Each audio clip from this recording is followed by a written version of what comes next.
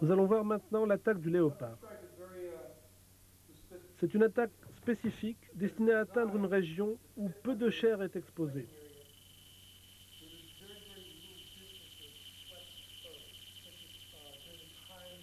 À l'époque où les samouraïs portaient une armure, il y avait une zone d'environ 4 cm où la gorge n'était pas protégée, sous le casque. Il fallait bien qu'il puisse tourner la tête. Le coup du léopard était destiné à frapper juste sous le casque.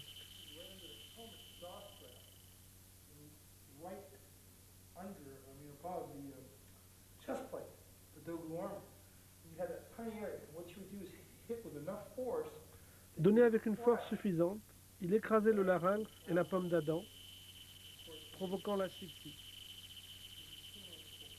Avec le poing, on se serait brisé la main.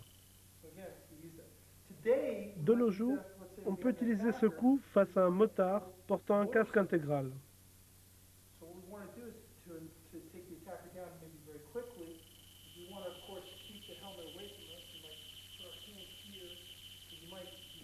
S'il est intelligent, il se servira de son casque comme arme.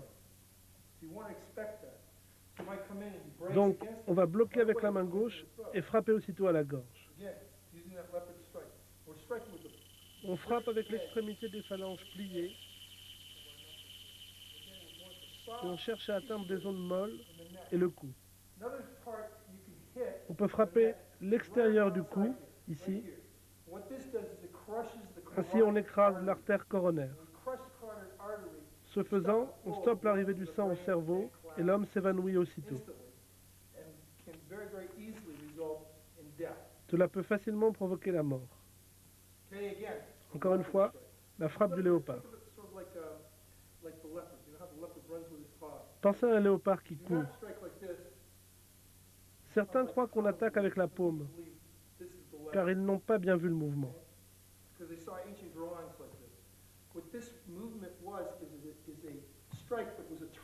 En fait, on tourne à la fin et on génère une force supplémentaire grâce à la rotation. Si vous voyez ça dans un vieux livre, c'est une erreur.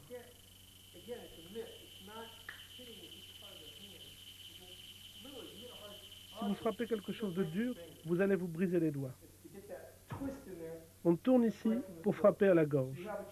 Vous avez le choix. Faire partir le coup des hanches avec la position de puissance pour frapper vers l'avant, ou frapper en position de l'arc avec un mouvement circulaire. C'est l'instant parfait pour tourner au final et donner une puissance supplémentaire au coup. Ce coup génère une puissance incroyable. Beaucoup de gens l'ont oublié ou ne réalisent pas à quel point c'est efficace pour attaquer des zones molles.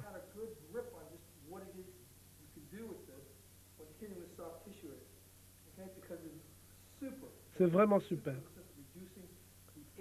En diminuant la surface de frappe, on augmente la puissance du coup. Pour l'optimiser, on doit y incorporer le déplacement,